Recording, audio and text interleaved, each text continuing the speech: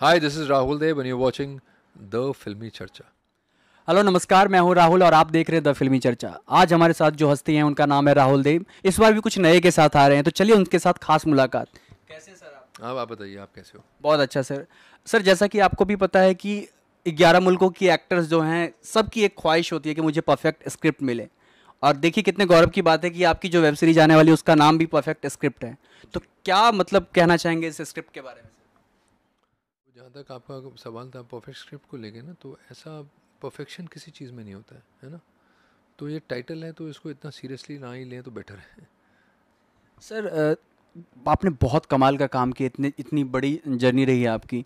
तो जब इतने जर्नी होती है लंबी एक्टर्स की, तो थोड़ा सा तो चूजी हो जाते हैं वो कि इतनी लंबी गाँव है सर, अभी 20 ही साल हुए हैं। 20 साल मतलब जो लोग इतना काम किया, काम की जर्नी की बात कर रहा हूँ सर मैं। काम की बहुत काम किया आपने सर, कमाल का। किया है सर, अभी बहुत काम किया। अनुपम खेर साहब ने किया है, जो हमारे सीनियर्स हैं उन्होंने किया है। मतलब वो होता है बहुत काम, 600 फिल्में, 500 फिल्में, 400 फिल्में, 100 फिल्म्स इज़ नॉट। एंड वो भी मेरा तो एक कैरेक्टर आर्टिस्ट का स्लॉट होता है। तो हम लोग का ऐसा नहीं है कि कोई 100 दिन मांगता है, कोई 30 दिन मांगता है, कोई 40 दिन मांगता है, कोई 20 दिन मांगता है, कोई 25 दिन मांगता है। जितना काम आपने किया है सर हमारे लिए तो बहुत है वो सर, चलिए थैंक यू। ऑडियंस के लिए बहुत है कम थैंक यू सर। वेरी मेरा सवाल ये था कि इतना काम करने के बाद चूज़ी होना लाज़मी है सर। चूज़ी हो जाते हैं कि मैं कुछ भी काम नया शुरू करूं तो डायरेक्टर देखते हैं लोग, स्क्रिप्ट देखते हैं लोग, प्रोडक्शन हाउस कौन सा है, प्लेटफॉर्म कौन सा है।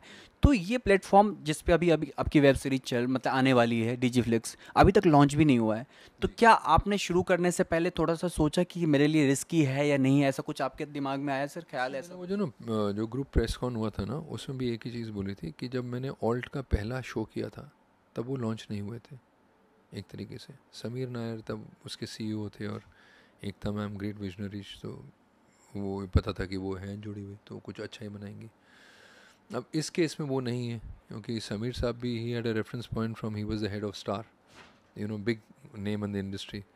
एंड एकता मैम को तो द क्या बोले, मतलब one man show, one woman show रहा।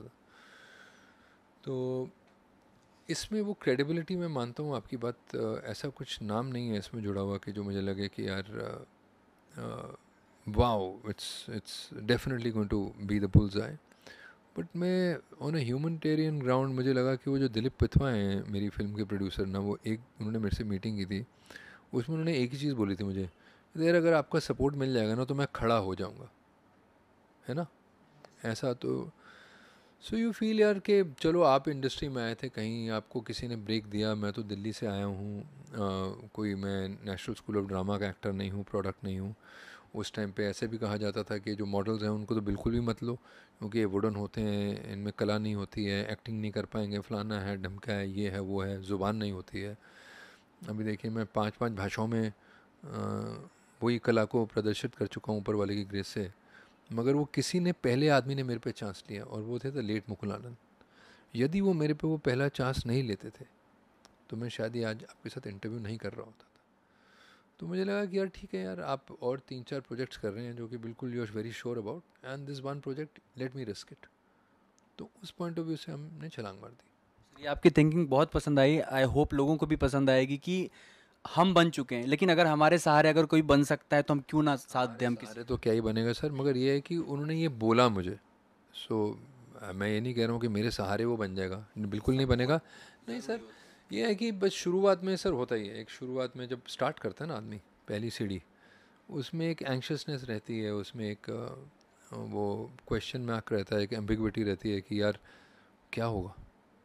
तो एक डर भी रहता है, एक डर रहता है, नेचुरली रहता है थोड़ा, कि यार अभी कल को मेरा अभी ये पहली प्रोजेक्ट है, ये क्या होगा, इसका चैनल का क्या होगा, वो सब अप्रीहेंशन रहते हैं। तो आई फील कि यार ठीक है, एक आपने रिस्क ले लिया, एक जॉब में रिस्क ले लिया, क्या हो जाएगा, worst come to worst let's analyse. बिल्कुल बहुत ही ख़राब होगा, सपोज बहुत ख़राब होगा, कोई देखेगा नहीं, चले जाएगा।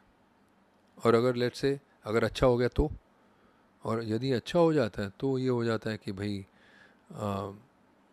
It's an underdog is supported. I feel as a human being if you were nice to them they will remember you always, है नहीं कि नहीं? अगर थोड़े भी वो ठीक ठाक हैं तो ध्यान रहेगा उनको आपके बारे में भी। तो बस वही है, मिलजुल के ऐसे कोलैबोरेशन ज़िंदगी निकल जाती किरदार के बारे में थोड़ा सा ब्रीफ करेंगे सर, थोड़ा सा, क्योंकि लोग इच्छुक बहुत हैं जानने के लिए कि क्या नया करने वाले हैं आपसे। सी इसमें जो कैरेक्टर का नाम है उसका नाम है बाबू, बाबू चौधरी, बब्बन चौधरी एक्चुअली है वो, मगर बाबू बाबू करके उसे बोलते हैं। तो बब्बन चौधरी जैसे कि नाम बता ही रहा हूँ मैं, भाई हरियाणवी है वो तो, है ना, लठबाज है भाई वो तो, भाई टाइप आदमी है। तो इस किस्म की भाषा है इसकी, मतलब बाकी स्क्रिप्ट की अलग भाषा है, बब्बन की मतलब बाबू की अलग भाषा है। तो हरियाणवी है वो। मैं दिल्ली से ही हूँ।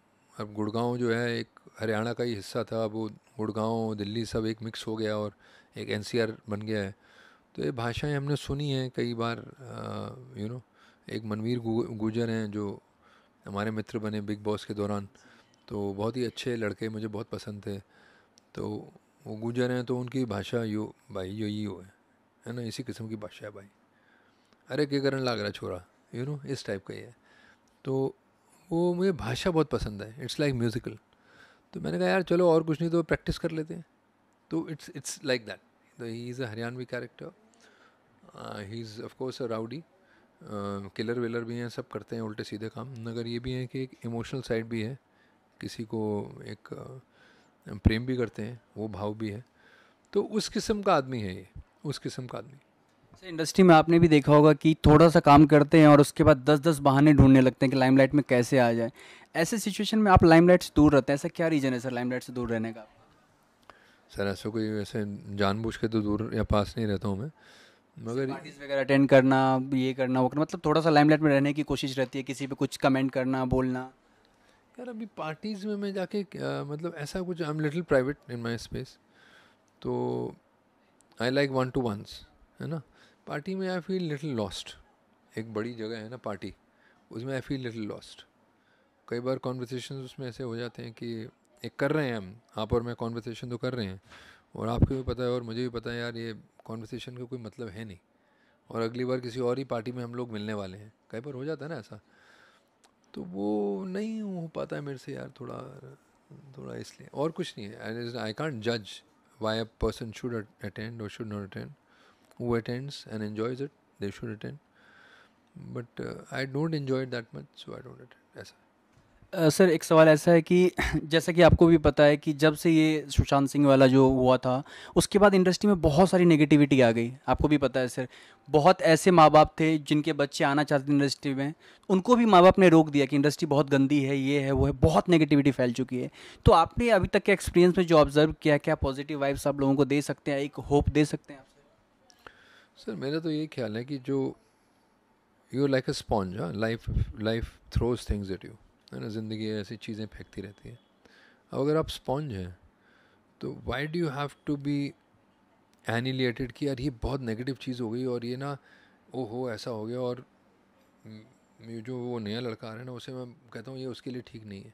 भाई मैं भी कहीं नया ही था, ठीक ठाक ही निकल गई है, अच्छा ही चल रहा है। और मेरी तरह एक वो एक ऐसे केस के पीछे कितने ऐसे केसेस हैं जो इधर उधर से आए हैं। नवाज़ भाई हो गए, पंकज जी हो गए, कितने ऐसे केसेस हैं, मनोज भाई हो गए, जो कि कहीं कहीं ऐसे ऐसे ऑब्सक्योर जगहों से आए हैं, ठीक चल रहा है उनका, अच्छा ही चल रहा है उनका।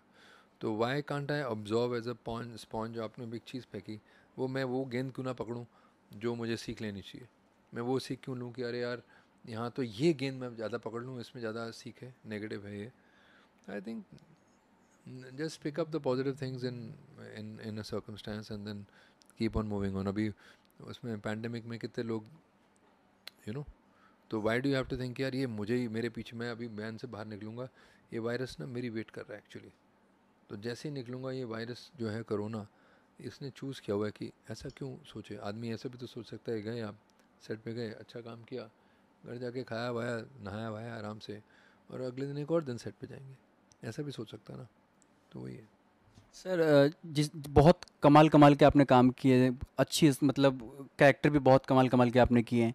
तो अभी भी कुछ आपको ऐसा लगता है कि मेरी ख्वाहिश में थी कि मैं ऐसा किरदार करूं, वो भी अभी अधूरी है, वो सर्च कर रहे हैं आप, ऐसा कोई किरदार आपके मन में? सर अभी तो स्टोरी शुरू हुई है यार, ये मेरे 3 4 5 साल पहले ही हम लोगों को चांस मिलने लगे हैं, वरना उससे पहले तो एक बड़ा क्लियर होता था ना, this is hero, this is villain, and this is the conflict, and वो एंड में डिशुम विशुम होगा उस नहीं, कोई टाइप का। ड्रीम लिस्ट में कोई ऐसा किरदार जो आप? बहुत है, अभी तो बहुत कुछ करना चाहता हूँ, मैं ऐसा कुछ करना चाहता हूँ जिसमें मैं खूब रोऊँ यार, ऐसा कुछ मतलब दिन की जितनी भी इच्छाएं हैं वो मतलब व्यक्त कर सको, एक ऐसा एक प्लेटफॉर्म मिले, एक ऐसी स्क्रिप्ट मिले where you have that scope to perform that side of you. Or say, for example, I enjoyed that comedy, another comedy, for example. Or say something larger, say in the forces, I love the forces, I love the police forces a lot. My father was a legendary police officer. तो वैसा कुछ करने को मिल जाए यार, कुछ crime solver, कुछ I love David Fincher, is one of my favourite directors, और वो क्राइम को लेके एक बहुत अच्छी सीरीज़ या फिल्में बनाते हैं. तो वैसे कुछ मिल जाए यार, एक बड़ा मिस्टिकल सा कुछ ऐसा, और उसमें क्राइम सॉल्वर बन जाओ, you know like an Alfred Hitchcock novel में जो उनका प्रोटैगनिस्ट होता है वैसा. तो बहुत बहुत हैं ऐसे, बहुत बहुत सारी अभिलाषाएं हैं sir. I am too greedy. Sir आखिरी सवाल, आप अपने काम को किस तरीके से देखते हैं? एज एन एक्टर देखते हैं या एज एन ऑडियंस देखते हैं, और क्यों? सर दोनों ही, ना तो एक्टर ना ऑडियंस. मुझे ये लगता है कि यार आज ये परफॉर्म किया, वो स्कोप था. एक्चुअली ना, ये काम में मैं इतना सीरियसली इसलिए नहीं देख सकता हूँ क्योंकि ना मेरे हाथ में नहीं है ये. तब अपने काम आप कम देखते हैं सर? मैं तो मॉनिटर बहुत ही कम देखता हूँ, अनलेस कि डायरेक्टर कहे तो मैं देखता हूँ. क्योंकि सर होता क्या है कि ये माध्यम है राइटर और डायरेक्टर का. अब आपने कुछ कमाल का शॉट दे दिया, एंड में चप कैंची लग गई, बुरा भी लगता है ना. तो ठीक है यार, आपको उसने मुझे कहा यार ये करना है. अब वो जो चीज़ उसने कही है करने के लिए, आपकी थॉट भी होती है कि यार आप ये नहीं, शायद आप ऐसे करना चाहें, आप शेयर कर सकते हैं. कई बार कुछ ऐसा आदमी मिलता है, कहता है करो ऐसा. कई बार एक आदमी ऐसा मिलता है, नहीं यार मुझे वही चाहिए. तो जैसा जिस तरफ पानी मुड़ने को कहे, आपको मुड़ जाना चाहिए if you are a professional actor. बहुत कमाल का इंटरेक्शन है हमारा सर, बहुत मज़ा आया मुझे. आई होप, मैं बहुत बहुत शुभकामनाएं आपकी इस वेब सीरीज़ के लिए सर.